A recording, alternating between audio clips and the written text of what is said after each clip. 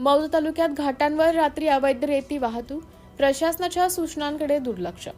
मौद तालुक्यात विविध रेती घाटांवर रात्रीच्या सुमारास अवैध रेती वाहतूक मोठ्या प्रमाणावर सुरू असल्याची धक्कादायक माहिती समोर येत आहे। संबंधित घाटांचे अधिकृत लिलाव होऊनही घाट मालकांकडून शासनाच्या नियमांचं उल्लंघन होत असल्याचं चित्र स्पष्ट होत आहे।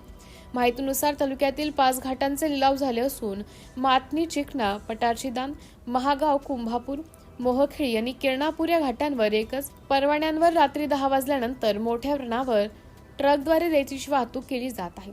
महसूल विभागाने यापूर्वी घाट मालकांना स्पष्ट सूचना दिल्या होत्या की विना परवाना रेतीची वाहतूक करू नये, मात्र या सूचनांकडे जाणीवपूर्वक दुर्लक्ष केले जात असल्याचं दिसून येत आहे।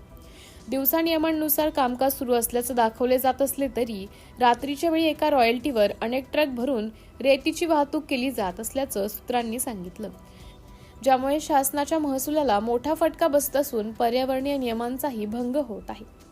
तसेच दरम्यान एका महसूल अधिकाऱ्यांना दुपारच्या सुमारास गुप्त माहिती मिळाल्यानंतरही त्यांनी तात्काळ कारवाई करत एक ट्रक ताब्यात घेतले। यावेळी ट्रक चालकांनी आश्चर्य व्यक्त करत घाट मालकांकडून महसूल विभाग व पोलीस ठाण्याची एंट्री झाल्याचा दावा केला। त्यामुळे कारवाई करणाऱ्या अधिकाऱ्यांनाही संभ्रम निर्माण झाला। या घटनेनंतर काही वेळातच वरिष्ठ स्तरावरील अधिकाऱ्यांचे फोन आल्याची माहिती मिळाली असून संबंधित ट्रक सोडण्याचे निर्देश देण्यात आले।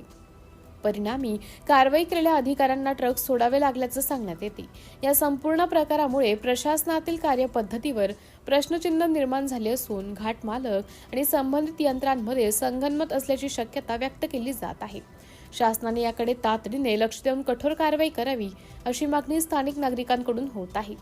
कुंभापूर घाटात एका शेतकऱ्यावर मारहाणीबाबत गुन्हा दाखल करण्यात आले होते, परंतु अजूनपर्यंत कोणतीही कारवाई करण्यात आलेली नाही। रेती घाट घेतल्यामुळे रेती घाटातील कर्मचारी कारण नसतानाही कोणत्याही नागरिकांवर मारहाण करतील का असा प्रश्न शेतकऱ्यांनी केला आहे। ज्या शेतकऱ्यांवर मारहाणीबाबत गुन्हा दाखल झाला त्यांच्यावर कार्यवाही करा, अन्यथा कुंभापूर घाटातून रेती उपसा करू देणार नाही असं आवाहन शेतकऱ्यांनी केलं आहे। सिटी इंडिया न्यूज साठी जिल्हा उपसंपादक अनिल ढोरवार, नागपूर।